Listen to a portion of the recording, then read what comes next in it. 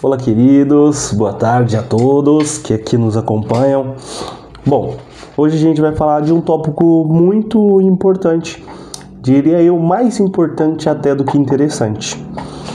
Quando a gente fala então de construir aprovação, muitas pessoas acham que é um tópico simples. É por esse caminho, mas a gente sabe que a luta até chegar de fato na aprovação ela é muito mais complexa. E a aprovação, como eu sempre digo, é uma coisa que a gente vai construindo no dia a dia, dia após dia. Então, se eu estou pensando em ser aprovado, eu preciso entender, então, que a gente tem diversos pontos. Eu classifico como 9, 10 pontos principais. A gente já começa, então, quando a gente faz essa divisão por pontos, né? Entendendo que a aprovação ela se constrói. Ela não se espera, a gente não espera ela de braços cruzados, a gente não fica a Deus dará esperando, né, essa aprovação cair do céu, porque a gente sabe muito bem que não é assim que as coisas funcionam. A gente sabe que não é assim que é o andar da carruagem. Então, aquilo de, tal pessoa passou porque deu sorte. Gente, nunca é sorte. Se você está esperando esse momento de sorte, ele nunca vai chegar porque não é sorte. Essa pessoa que todo mundo fala que deu sorte de ser aprovado, passou em terceiro lugar, não é sorte. É a construção dessa aprovação no dia a dia. E é justamente isso que eu quero que você entenda, é isso que eu estou tentando segurar na sua mão e falar, vem cá, meu filho, é isso. Vem cá, minha garota, é isso, tá? É essa construção do dia a dia.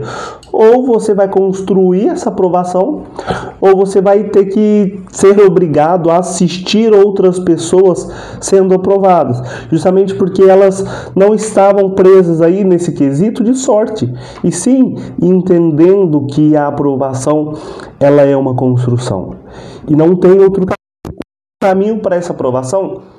É o preparo. A gente está falando então dessa construção árdua, dia após dia. Então, se eu não me preparar da maneira como deve ser preparado, você vai tropeçar. E aí você vai ver outra pessoa dando sorte e sendo aprovado naquela vaga que para você era sua. E outro ponto, né, o segundo ponto, a clareza brutal. O que você realmente quer, até porque para quem não sabe onde vai, qualquer caminho serve. Qual que é meu objetivo real? Que curso eu quero? Aonde eu quero? O que eu quero de fato, né? A clareza para o que eu estou buscando, a clareza para o que eu estou batalhando dia após dia. Agora pensa comigo, você está todos os dias aí, até o fim do ano ou até o começo do ano, né? Aí vai depender da data da nossa prova, trabalhando em prol disso. E se você não souber o que realmente quer, as coisas não vão andar como deveria. A gente sabe muito bem disso. A gente precisa entender o que eu quero. Eu preciso já ter nos moldes o curso que eu quero, onde eu quero passar. Se aqui você está falando então da UENG, por exemplo, é já entender como é o UENG e realmente trabalhar para ser aprovado aqui. Trabalhar, eu costumo dizer, não dentro da realidade, mas dentro daquilo que eu espero. Até porque às vezes se eu for ficar dentro da minha realidade, ou eu sei, por exemplo, no meu caso, eu vou trabalhar dentro da minha realidade. A minha realidade era completamente complicada, né? Eu tinha que estudar trabalhar o dia todo e estudar de madrugada. Então, é justamente a gente ir além, tá? Ninguém nunca te falou que ia ser fácil. É você entender, pegar esses pontos aí de dificuldades e tentar achar brecha para isso. Até porque se você for esperar essa aprovação cair do céu, você não vai ser aprovado nunca. E o terceiro ponto, responsabilidade total. Você é responsável pela sua aprovação e pela sua reprovação. Tira da cabeça esse negócio de ficar terceirizando. Eu não passei porque eu fiz cursinho tal. Eu não passei porque eu não me dediquei dessa forma. Não. A responsabilidade, ela é toda, ela é completamente, ela é exclusivamente sua. Tanto se você for reprovado, quanto se você for aprovado.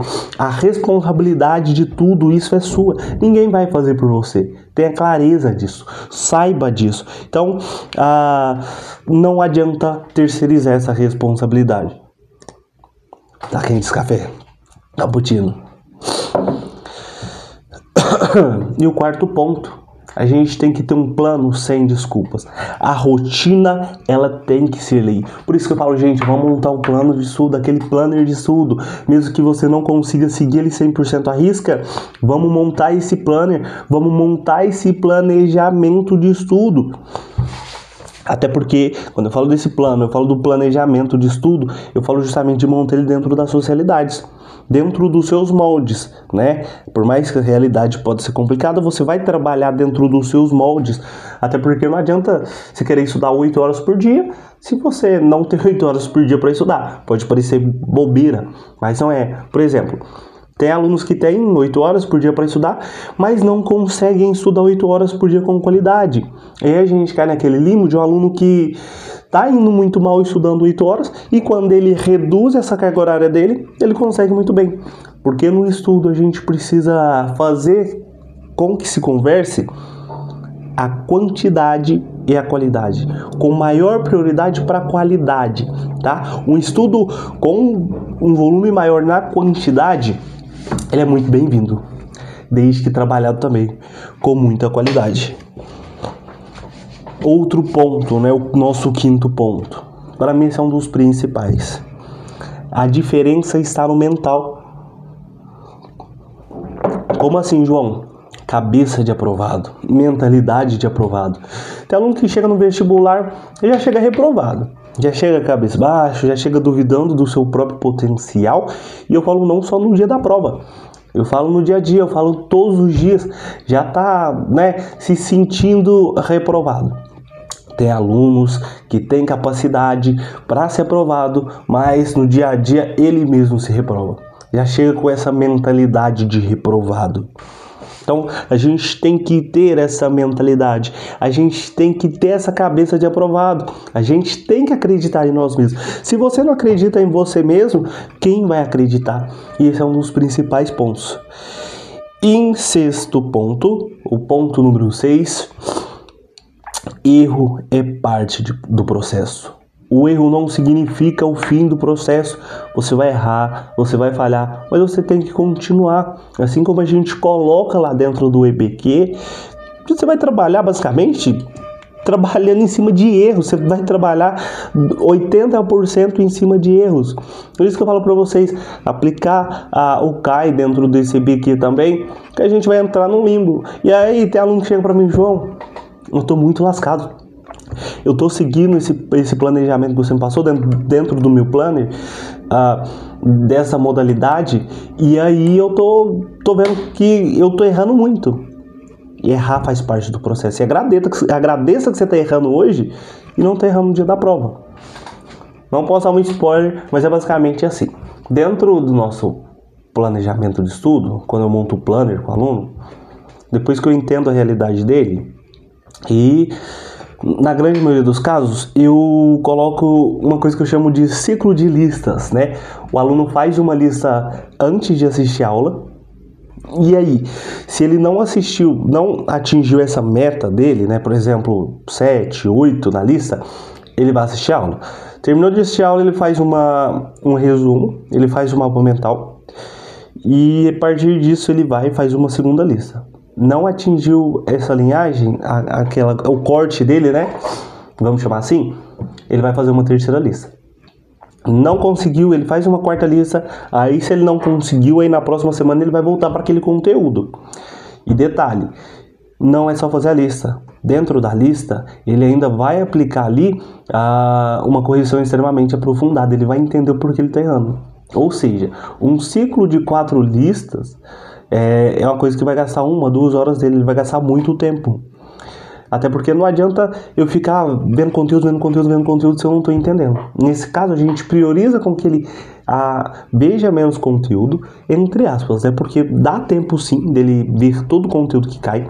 Ele vai progredir de uma forma devagar, falando em relação à quantidade de conteúdo que ele está assimilando, mas ele vai estar assimilando mais. E esse é um dos pontos positivos.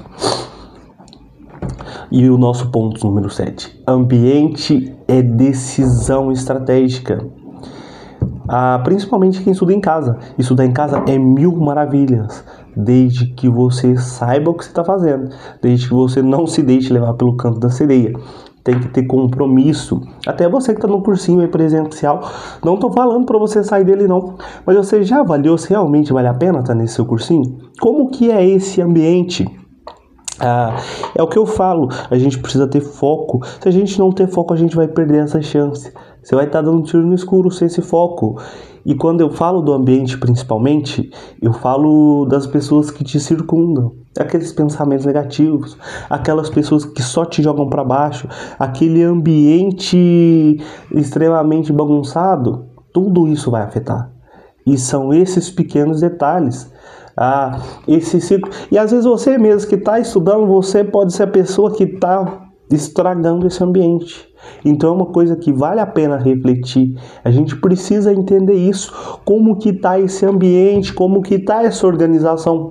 E quem sabe até trocar de cursinho. Se você que está no presencial, esse cursinho não é um ambiente muito bom, principalmente pelas pessoas que te circundam. A organização desse ambiente, a melhor coisa que você pode fazer é trocar. E você, às vezes, está estudando em casa, não consegue ter a disciplina, a melhor coisa para você é ir para o presencial. E para quem está no presencial, mesmo com toda uma estrutura, não consegue manter uma disciplina, não consegue evoluir, talvez seja a hora de você avaliar se não compensa você estudar em casa e realmente conseguir evoluir da forma como deveria. Até porque a gente sabe, vestibular já está batendo na porta.